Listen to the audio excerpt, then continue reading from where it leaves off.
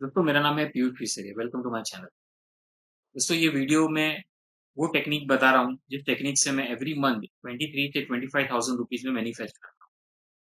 तो मैनिफेस्ट करने का जो तरीका जो मैं आपको बता रहा हूँ, थोड़ा बताने से पहले मैं थोड़ा पीछे 5 साल पीछे जाऊंगा जहाँ से मेरी एक्चुअल लाइफ की तकलीफें स्टार्ट हुई। ठीक है, so it goes back to 2020।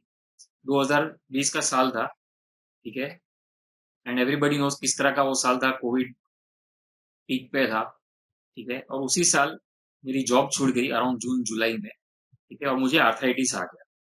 Ankylosing spondylosis आ गई, एक काइंड ऑफ आर्थराइटिस आ गया।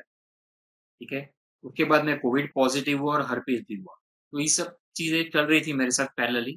तो जॉब नहीं है, हेल्थ इश्यूज चल रहे हैं, बट नेचुरली के फाइनेंसेस मेरे जा रहे थे। ठीक है, और मेडिकल आर्थराइटिस जब आया उसको सॉल्व, अभी भी मैं आर्थराइटिस से गूंज रहा हूँ। I am still fighting that arthritis, but in 5 सालों में, ठीक है, मैंने अपने सारे पैसे जो भी मैंने जमा किए थे, हार्ड अर्न मनी जो था, मैं वो सब मैं गवा चुका। ठीक है, मतलब आप सोच सकते हो कि it was like a rock bottom. मैं रॉक बॉटम हिट कर चुका हूँ। ठीक है, एंड मेरा जॉब ये सब कुछ नहीं था। ठीक है, 2030 में मतलब आई वाज, मतलब मैं ट्रीटमेंट ले रहा था आर्थराइटिस के अलग अलग जगह से। 2023 में मैंने डिसाइड किया कि मुझे रिलोकेट होना चाहिए अपने पेरेंट्स के पास। 2017 में मैं शिफ्ट हुआ था मुलुंड, बॉम्बे में, जो बॉम्बे में मुलुंड करके जगह है थाने के पास। 2023 में फिर हमने डिसाइड किया कि हेल्थ इश्यूज चल रहे हैं, my wife was working, my daughter was studying in school and there was nobody around me to support that way. So वो टाइम पे डिसाइड किया हमने कि हम वसई शिफ्ट हो जाते हैं, वसई जहाँ मेरे पेरेंट्स रहते हैं। तो मेरे फैमिली मेंबर्स वहाँ पे काफ़ी हैं वसई साइड में। तो हम सोचा कि मैं वहाँ पे शिफ्ट हो जाता हूँ।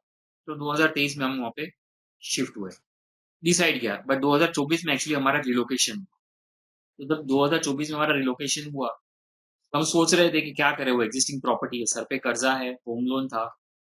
ठीक है, जॉब नहीं है, आर्थराइटिस से मैं बेड पे उठ नहीं पा रहा हूँ, चल नहीं पा रहा हूँ, पूरे जॉइंट्स में पेन है। तो उस प्रॉपर्टी का क्या करें, या तो निकाल दे और लोन चुकता कर दे, या फिर उसको रेंट पे दे दे। ठीक है, तो मेरे डैडी ने सजेस्ट किया कि उसको आप रेंट पे दे दो। तो हमने उसको रेंट पे दिया। तो रेंट अमाउंट करीबन अराउंड 23,000 हमको मंथ में रेंट अमाउंट। बट वो जो जो प्रॉपर्टी हमने रेंट पे दी थी, वो रेंट टेनेंट 1 साल से भी ज्यादा टिका नहीं। ने हमारा दो या 3 साल का कॉन्ट्रैक्ट बना था, रेंट एग्रीमेंट बना था। बट वो बंदा 1 साल में ही छोड़ के चले गए। ठीक है, तो again there was nobody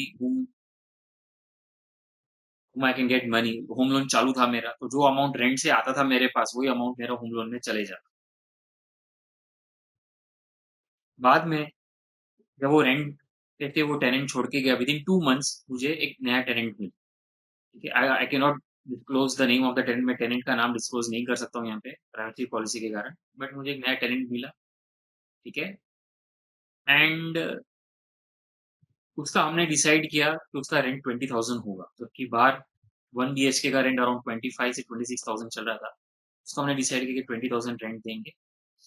and he agreed कि 20,000 रेंट आएगा, and within first to 10th of date में रेंट हमको वो ट्रांसफर कर देगा मेरे अकाउंट। ठीक है, but what happened was, sorry मैं यहाँ पे पॉइंट्स देख रहा हूँ कि मुझे क्या डिस्कस करना है, सो प्लीज बी वेयर। मैं थोड़ा देख रहा हूँ नीचे। ठीक है, तो वो ये जो टेनेंट आया मेरे पास, वो कभी टाइम पे रेंट पे नहीं करता था। Never paid me the rent on time. कभी 15 दिन डिले, कभी 1 महीना डिले। बट नेचुरल है कि अगर कोई बंदा हेल्थ से जा रहा है, जिसके पास को अर्निंग सोर्स नहीं है, और उसकी वाइफ जॉब कर रही है, we were just in survival mode. हम सिर्फ सर्वाइवल मोड पे काम कर रहे थे।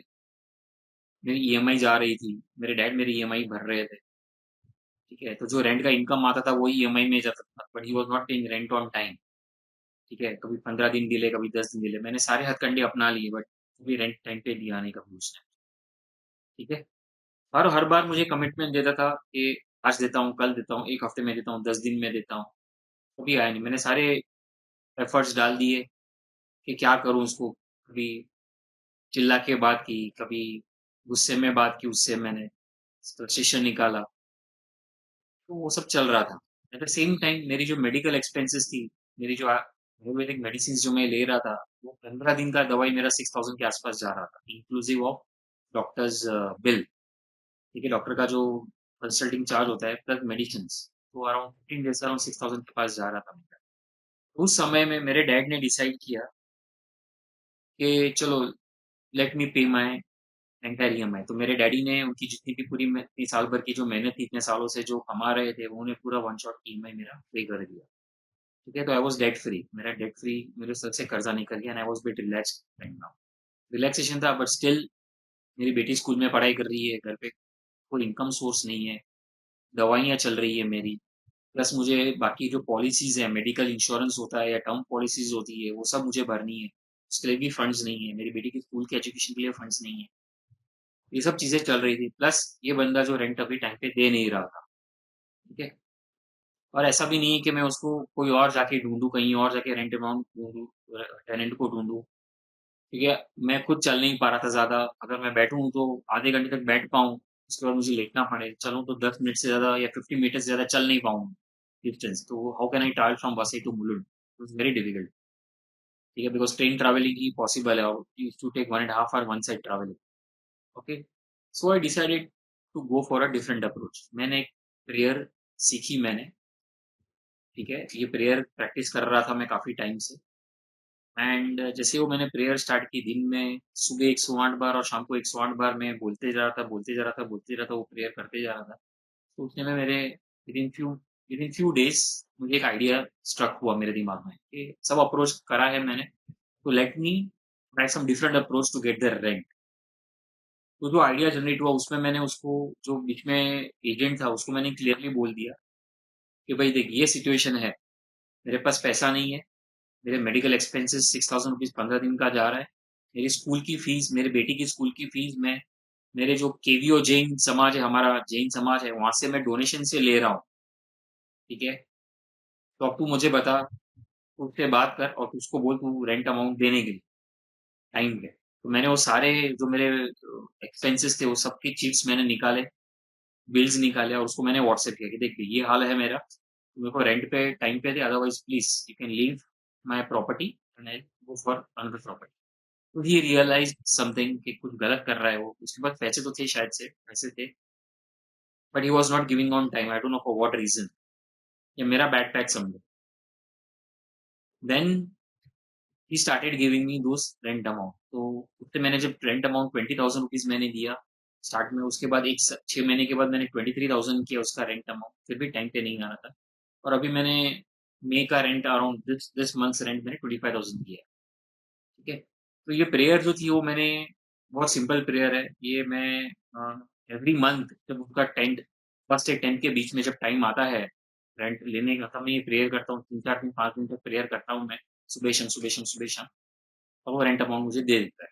थोड़ा डिले करता है 1-2 दिन आगे पीछे, but he realise his own mistake, क्योंकि मैं कुछ गलत कर रहा हूँ। मेरे उससे ज़्यादा तकलीफ में मैं हूँ एंड ही हैज़ टू पे मी द रेंट ऑन टाइम। ये कोई सिंपल प्रेयर है जो मैंने इंदु मैम और नितेश खत्री जी से सीखी थी, जो बोलते हैं ho'oponopono prayer, he is a law of attraction कुछ। तो होपनोपनो प्रेयर मैंने स्टार्ट करा, ठीक है? And I just simply told him कि this ho'oponopono healing is mister so and so, this ho'oponopono healing is to get the rent amount on time. I am sorry if I have hurt you, please forgive me if I have scolded you or if I have said something in anger to you. Thank you for releasing my rent amount on time and I love you my tenant, I love you my dear customer.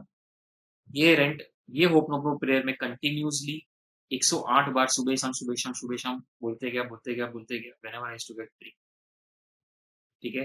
And guess what, पिछले 4 महीने से almost, या from 3 to 4 month से मेरे पास rent time पे आ रहा है, ठीक है? Between 1 to 10, between 1 to 8 he gives me the rent on time and yeah, so this is how I'm manifesting it using a simple hope no. You can try it out. It's a very simple prayer, you can learn, you can YouTube it, you can get it from anywhere. आपको सिर्फ माफ़ी माँगनी है, जहाँ से भी आपका पैसा अटका है, कोई भी रिलेशनशिप में अटका है या कोई ट्रबल टाइम से आप जा रहे हो, तो you just have to pray this that I am sorry, please forgive me, thank you and I love you, and that's how I am getting there.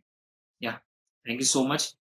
If you have liked this video, if you have understood this video, please like it, subscribe to my channel. Thank you.